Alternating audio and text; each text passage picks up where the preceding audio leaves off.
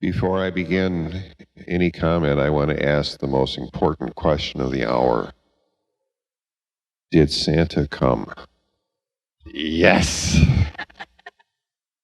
Boy, he is a good guy. I want to make sure that we cover the essentials before I move on to my stuff. Good for Santa. Good for Santa. Anyway, I want to share with you something that is personal, really happened, and I take the risk of sharing it with you and hope that it will make some sense and make the context of the day fit for you.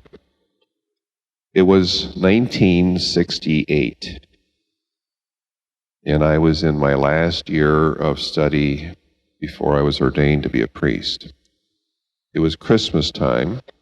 I went to school, was attending school, seminary in Milwaukee, and when Christmas vacation time arrived, like everyone else, we left school, I went home. And during the time of the vacation, just before Christmas, I'm sure, just a day or so beforehand, I walked into our front room, and some people in my family were watching a movie that I had never seen before. And it was like 20 years old then, but I had never seen it. So I sat down and started watching, and I'll tell you a little bit of the plot. When I walked in, I found it was the story of a man who had grown up in a little town. And he had dreams of doing great things with his life, of being able to accomplish important things during his lifetime. He said, I want to build skyscrapers. I want to build bridges. I want to build roads that take people to places. I have this dream of living an important and valuable life. But his dream never comes true. He's stuck in Bedford Falls.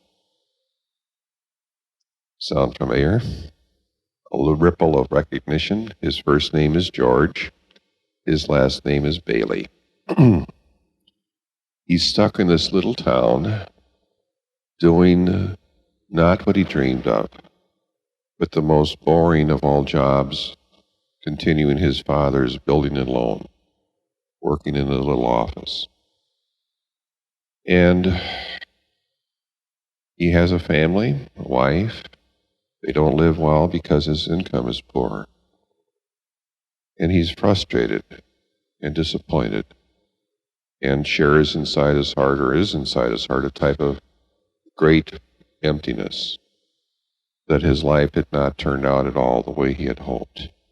And then there's a crisis where, because of other people's mismanagement, he's faced with the real possibility of being arrested, going to trial, convicted, and going to jail.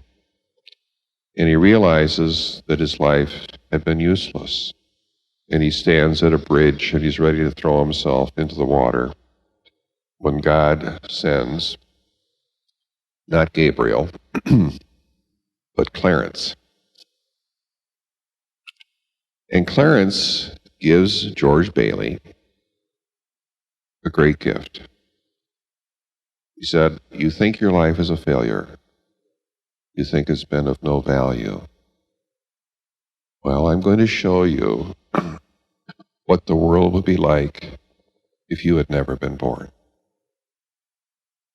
I'm going to show you what you have done with your life that you have never realized in that small, ordinary occupation, the small, ordinary acts of caring and support for other people over many years, what an enormous difference you have made. And then George Bailey, at the very end, discovers that he has lived a wonderful life. Well, the movie was over, TV went off, people scattered to different parts of the house, and I sat there by myself. I was stunned, personally. And I don't know if I said it out loud, but I know I said it in my heart. That movie expresses in its own way why I want to be a priest. Why I want to be a priest. I did not want to build buildings 100 stories high or build bridges. But there was a passion inside of me, this yearning need, this fire to have a life that mattered, that had a life that had some purpose, some value. And I felt, and I still do, by my good fortune, by being a priest, that that has been a gift for me. And this is my assumption. And I'm speaking particularly right now to young people. I believe with all my heart that that same fire, that same yearning, that same wish, passion to have a life that matters burns inside of you. And even though we all get older and we all get crunched by the ordinary stuff of days and the struggle just to get by day by day, I don't want anyone to move. Don't do anything. But I've asked for a show of hands.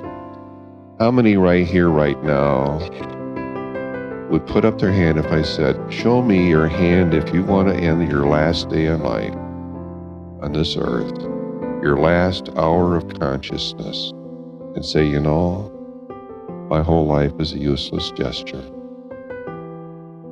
I accomplished nothing. I served no purpose. It didn't matter. And I go out of this universe like an old light bulb to be discarded and not really to have mattered at all. How many of you would want that to be your story, your legacy, your truth? I really believe that that passion to have purpose in our life is really for all of us. All of us. And today I say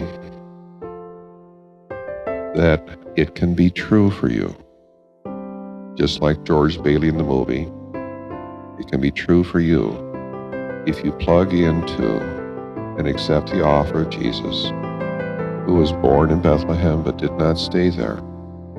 He is saying, I will put my hand out to you. Please put your hand out to mine, and I will take you to a life that is important and good and valuable and has a destiny beyond what you can dream of. There is another perspective in our world today, and it's extremely powerful, maybe sometimes subtle, but a lot of times it's not. And the perspective is this in our culture. Human beings are accidents. We're chemistry and nothing more. Because of some kind of fluke in the universe, chemistry has organized itself on this planet to be aware of its own existence. But there is no purpose for our lives. And once our existence is over, everything is over. We are an old light bulb. Once it's burned out, it'll be thrown away, and there is no purpose at all for you. And people, I believe, in this world where we hear that message, will hear this or say this without perhaps even realizing it. If I have no value and no purpose that is beyond this existence, if I don't have that, that hurts. So I will replace my value or my purpose that I don't have. I'll replace it with fun. I'll replace it with stuff to fill the hurt and the void. I'll have fun if I don't have value. So I'll be busy with parties and alcohol and drugs or sex, or just a desperate search for a type of amnesia, so I don't think about the real purpose for my existence and discover that there is none. I'll try to have fun and let fun put out the pain. It doesn't work. Today, with you, and this is just my own personal hope, that we can see that the message that you have no value is a sham and a lie. Jesus came into the darkest part of our year to bring his light and promise and a message of hope. And he said, my hand is out to you. Take it. I'll take yours. And I will give you a reason for your existence. You may not build buildings. You may not be noticed in a history book. But you count, and you matter, and you have value, and your existence has a reason. Hold on to me. I will give that gift to you, and your destiny, your future, will be wondrous beyond your dreams. Merry Christmas. Merry Christmas. Merry Christmas. This day is not about a manger in Bethlehem. He did come there once, but he left it. Now he's here. His hand is to you. Take it. Take it together. We with him. We with each other. Walk together through this world, convinced we have value because he has come and he really still lives here with us. Merry Christmas. God bless you. Enjoy each other's company today and tomorrow, and discover that you too can live a wonderful life.